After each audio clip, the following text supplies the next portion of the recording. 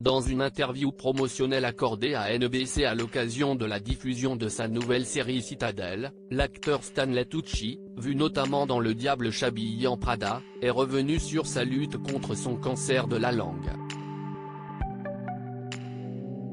Qu'on l'ait découvert dans Le Diable s'habille en Prada, Julienne Julia, dans À table ou dans la récente trilogie des Hunger Games, dont un 5e volet sort à l'automne au cinéma, Stanley Tucci ne laisse personne indifférent.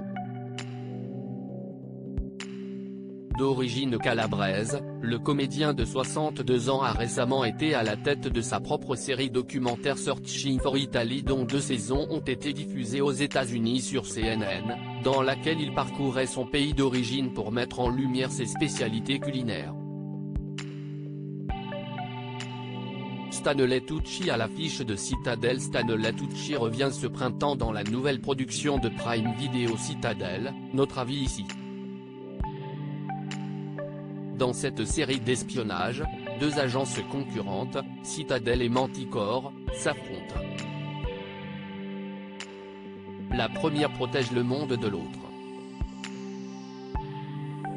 Il y campe le rôle de Bernard Torlik, un ancien agent de Citadel décidé à continuer son œuvre.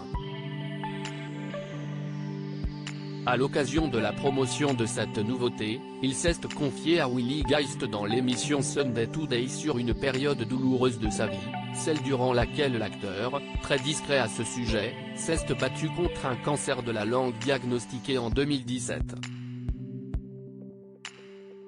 J'étais terrifié, ma première femme est morte du cancer, a confié l'acteur marqué par le décès de son épouse Catherine Tucci en 2009 des suites d'un cancer du sein.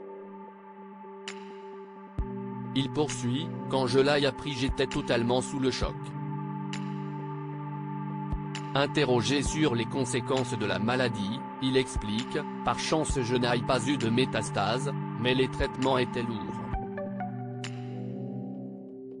J'ai perdu 15 kg, je ne pouvais plus manger.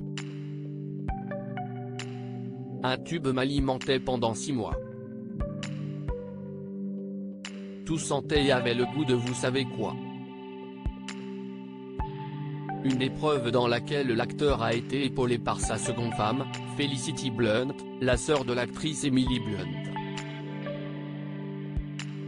En rémission depuis 2021, l'acteur sera à l'affiche du film The Electric State en 2024. À lire aussi Le Diable s'habille en Prada, où en est le projet de suite du film.